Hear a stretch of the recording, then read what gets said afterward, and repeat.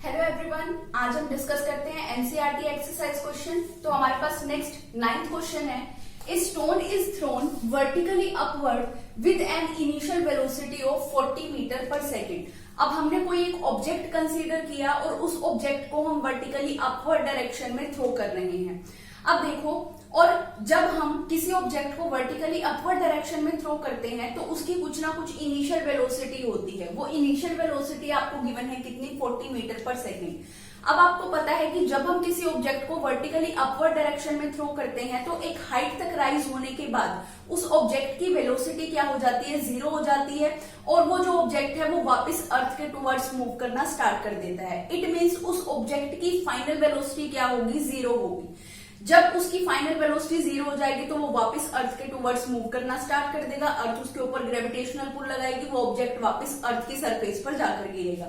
अब देखो, बोला गया taking g is equal to 10 metre per second square. g क्या होता है, एक्सेलरेशन ड्यू टू ग्रेविटी। इसकी वैल्यू कितनी होती है, 9.8 metre per second square, near about 10 metre per second square. तो इस क्वेश्चन में आपको पहले ही बोल दिया गया कि g की वैल्यू आप 10 मीटर पर सेकेंड स्क्वायर लेकर चलेंगे। Find the maximum height reached by the stone, कि वो जो ऑब्जेक्ट है, वो जो स्टोन है, वो मैक्सिमम कितनी हाइट तक जाने के बाद उसकी वेलोसिटी 0 होती है। जैसे कि मान लो आपने ए पॉइंट से उस ऑब्जेक्ट को थ्रो करना शुरू किया। आपने ए पॉइंट से उस ऑब्जेक्ट को थ्रो किया वर्टिकली अपवर्ड डायरेक्शन में। मान लो वो बी पॉइंट तक पहुंचा। बी पॉइंट तक जाने के बाद उस ऑब्जेक्ट की वेलोसिटी क्या हो गई, 0 हो गई, और वो वापस वर्टिकली डाउनवर्ड मूव करना शुरू कर दिया। तो अब ये पूछा गया आपसे कि वो मैक्सिमम कितनी हाइट तक राइज हुआ।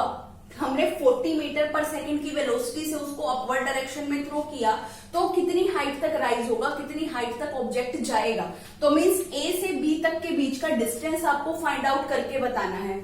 अब देखो, और आपको फाइंड आउट करने को बोला गया है what is the net displacement. Displacement बतानी है कि जहां से वो चलना स्टार्ट हुआ और वापस जिस पॉइंट पर, फाइनल पॉइंट पर, उन दोनों के बीच का डिफरेंस क्या होगा, डिस्प्लेसमेंट आपको कैलकुलेट करनी है। And the total distance covered by the stone, कि उस स्टोन ने टोटल डिस्टेंस कितना कवर किया है। ए से बी तक जाने में और बी से ए तक जाने में टोटल डिस्टेंस कितना कवर हुआ, उसको वापस अर्थ की सरफेस तक आने में डिस्टेंस कितना कवर किया उसने, वो आपको कैलकुलेट करके बताना है। तो अब देखो, यहाँ पर आपको गिवन क्या क्या है। सबसे पहले आपको गिवन है इनिशियल वेलोसिटी। इनिशियल वेलोसिटी कितनी है, इनिशियल वेलोसिटी u से रिप्रेजेंट किया जाता है। कितनी गिवन है आपको, 40 मीटर पर सेकेंड। g की वैल्यू आपको बोल दी गई, कितनी लेकर चलनी है आपको, 10 मीटर पर सेकेंड स्क्वायर। ठीक है, और अब आपको ये भी याद होगा कि जब हम ऑब्जेक्ट को वर्टिकली अपवर्ड डायरेक्शन में मूव करवाते हैं, वर्टिकली अपवर्ड डायरेक्शन में थ्रो करते हैं, तो उस टाइम पे हम एक्सेलरेशन ड्यू टू ग्रेविटी को क्या लेकर चलते हैं, हमेशा नेगेटिव लेकर चलते हैं। इट मींस यहाँ पर जो एक्सेलरेशन ड्यू टू ग्रेविटी है उसको हम क्या लेकर चलेंगे, नेगेटिव। इसका रीजन क्या है, क्योंकि जो अर्थ है वो जो ग्रेविटेशनल पुल लगाती है उसके अकॉर्डिंग जो बॉडी होगी वो डाउनवर्ड डायरेक्शन में मूव करेगी। तो डाउनवर्ड डायरेक्शन में acceleration due to gravity positive होती है। लेकिन अब हम फोर्स ऑफ ग्रेविटी के अपोजिट उस ऑब्जेक्ट को एक्सेलरेट करवा रहे हैं, तो इट मींस यहाँ पर जो हम एक्सेलरेशन ड्यू टू ग्रेविटी लेकर चलेंगे वो कैसे लेकर चलेंगे, नेगेटिव लेकर चलेंगे। आगे आपको बोला गया मैक्सिमम हाइट कैलकुलेट करने को, और आपको पता है कि जब हम ऑब्जेक्ट को वर्टिकली अपवर्ड थ्रो करते हैं तो उसकी फाइनल वेलोसिटी क्या होती है, 0 होती है। तो फाइनल वेलोसिटी भी आपको पता है कितनी, फाइनल वेलोसिटी मींस v की वैल्यू कितनी है आपके पास, 0 मीटर पर सेकेंड। अब देखो, हमें हाइट कैलकुलेट करनी है कि वो कितनी हाइट तक ऑब्जेक्ट राइज होगा। तो हाइट कैलकुलेट करने के लिए हम यूज करते हैं इक्वेशन ऑफ मोशन को। तो using equation of motion,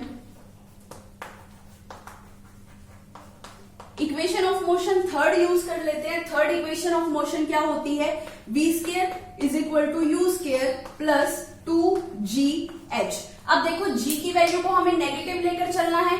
g की वैल्यू को अगर आप नेगेटिव लेकर चलोगे तो फॉर्मूला क्या बन जाएगा, v square is equal to u square minus 2gh।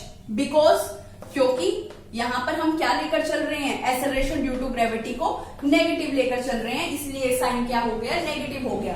अब देखो, v होती है फाइनल वेलोसिटी, u होती है initial velocity, g acceleration due to gravity और h उस ऑब्जेक्ट की हाइट। तो अब देखो कि कितनी हाइट तक वो ऑब्जेक्ट राइज किया है। v की वैल्यू भी आपको पता है कितनी 0 मीटर पर सेकेंड, u की वैल्यू भी आपको पता है 40 मीटर पर सेकेंड, g की वैल्यू आपको पता है कितनी 10 मीटर पर सेकेंड स्क्वायर लेकर चलनी है। यहाँ से आप h की वैल्यू कैलकुलेट कर सकते हो। तो देखो यहाँ से हम h की वैल्यू कैलकुलेट करेंगे तो फॉर्मूला क्या बनेगा हमारे पास, u square minus v square divided by 2 into में g।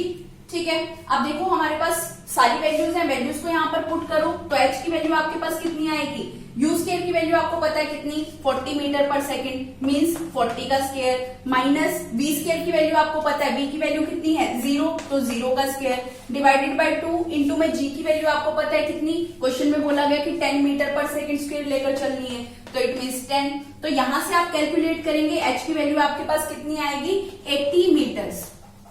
इट मीन्स जो ऑब्जेक्ट है जब हम उसको वर्टिकली अपवर्ड डायरेक्शन में थ्रो कर रहे हैं तो कितनी हाइट तक राइज होगा, 80 मीटर तक की हाइट तक राइज होगा। A से B तक के बीच का डिस्टेंस मींस हाइट, कितनी हाइट तक वो ऑब्जेक्ट राइज होगा वो हमारे पास कैलकुलेट हो गया कितना 80 मीटर। अब देखो इसके बाद हमें कैलकुलेट करने को बोला गया था what is the net displacement, कि टोटल डिस्प्लेसमेंट कितनी होगी। अब देखो जो ऑब्जेक्ट है उसको हमने ये A पॉइंट को हम मानकर चलते हैं इनिशियल पॉइंट, और वो ऑब्जेक्ट को जब हमने वर्टिकली अपवर्ड थ्रो किया वो ऑब्जेक्ट B पॉइंट तक पहुंचा, B पॉइंट पर जाने के बाद उसकी वेलोसिटी हो गई 0, वो वापस अर्थ की सरफेस पर आकर गिर गया। इट मींस वो वापस किस पॉइंट पर पहुंच गया, A पॉइंट पर ही वापस पहुंच गया। अब देखो हमें पता है नेट डिस्प्लेसमेंट कैसे निकालते हैं, difference between the position of initial and final position. अब इनिशियल पोजीशन भी क्या है A है और फाइनल पोजीशन भी क्या है वो भी A है। इट मींस दोनों के बीच का डिस्टेंस कितना है 0 है, तो नेट डिस्प्लेसमेंट क्या हो जाएगी 0 मीटर हो जाएगी। तो देखो if a stone is thrown vertically upward it return to its initial position after achieving a maximum height, कि जब हम किसी ऑब्जेक्ट को वर्टिकली अपवर्ड मूव करवाते हैं एक हाइट तक राइज होने के बाद उसकी वेलोसिटी 0 हो जाती है और वो वापस अर्थ की सरफेस पर आकर गिरता है। इट मींस उसकी इनिशियल पोजीशन भी यही होगी, फाइनल पोजीशन भी यही होगी, तो नेट डिस्प्लेसमेंट क्या होगा उसका 0 मीटर होगा। इसके बाद आपको कैलकुलेट करने को बोला गया and the total distance covered by the stone, कि उस स्टोन ने कितना डिस्टेंस टोटल डिस्टेंस ट्रेवल किया। अब देखो A पॉइंट से B पॉइंट तक जितनी हाइट हम पहले ही कैलकुलेट कर चुके हैं कि कितनी हाइट तक वो राइज हुआ, 80 मीटर तक राइज हुआ। अब देखो 80 मीटर तक जाने के बाद इट मींस B पॉइंट तक पहुंचने के बाद वो वापस अर्थ पे गिरेगा, इट मींस वो दोबारा से 80 मीटर कवर करेगा, तो टोटल डिस्टेंस कितना होगा 80 मीटर तो जाने का जब हमने उसको वर्टिकली अपवर्ड थ्रो किया वो डिस्टेंस, और 80 मीटर ही वापस आने का, B पॉइंट से वापस A पॉइंट तक आने के लिए कितना डिस्टेंस ट्रेवल करेगा 80 मीटर। तो टोटल डिस्टेंस कितना ट्रेवल किया 80 metre plus 80 metre it means 160 metre cover किया, और हम हाइट पहले ही कैलकुलेट कर चुके थे कितनी 80 मीटर। तो देखो तीनों चीजें हम कैलकुलेट कर ली। क्वेश्चन में आपको बोला गया था मैक्सिमम हाइट कितनी अचीव करेगा, तो हमने बोला कितनी हाइट तक राइज होगा वो 80 मीटर तक। अब बोला गया नेट डिस्प्लेसमेंट वो कितनी होगी 0 मीटर होगी, और टोटल डिस्टेंस कितना कवर किया 80 प्लस 80 कितना 160 मीटर। नेक्स्ट क्वेश्चन है हमारे पास question number 10, the earth and the moon are attracted to each other by a gravitational force. अब हमें पता है according to universal law of gravitation कोई भी दो मासी बॉडी यूनिवर्स के अंदर एक दूसरे को अट्रैक्ट करती हैं एक फोर्स के साथ, और उस फोर्स को क्या बोला जाता है ग्रेविटेशनल फोर्स बोला जाता है। तो यहाँ पर बोला गया कि अर्थ एक मासी बॉडी है, मून एक मासी बॉडी है, दोनों मासी बॉडी एक दूसरे को अट्रैक्ट कर रही हैं विद ए फोर्स।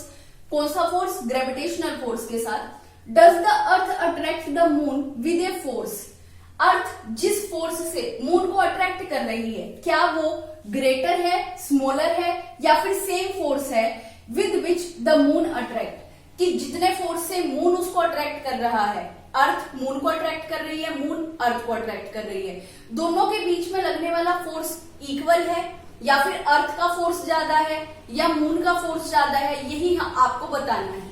तो अब देखो मैं दो मासी बॉडी की बात करती हूँ। हमने कुछ प्रॉपर्टीज पढ़ी थी यूनिवर्सल लॉ ऑफ ग्रेविटेशन की, जिसके अंदर हमने डिस्कस किया था कि दो मासी बॉडीज के बीच में लगने वाला फोर्स जो होता है वो कैसा होता है, सेंटर के टुवर्ड्स लगता है, मींस इंटरनल फोर्स होता है।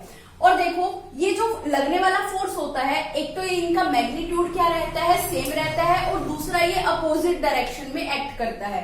मींस अर्थ मून को अट्रैक्ट करेगी, जिस डायरेक्शन में फोर्स लग रहा होगा, जो मून अर्थ को अट्रैक्ट करेगा उसके अपोजिट डायरेक्शन में फोर्स लग रहा होगा। इट मींस जो लगने वाला फोर्स है वो दोनों फोर्सेस क्या है, एक दूसरे के अपोजिट होते हैं और इक्वल मैग्नीट्यूड के होते हैं। तो देखो the force of attraction of earth on moon is same as the force of attraction of moon on earth. Means दोनों के बीच लगने वाला जो फोर्स ऑफ अट्रैक्शन होगा according to Newton's law of gravitation, इन दोनों बॉडीज, दोनों मासिव बॉडीज के बीच में लगने वाला फोर्स का मैग्नीट्यूड क्या होगा, बिल्कुल सेम होगा।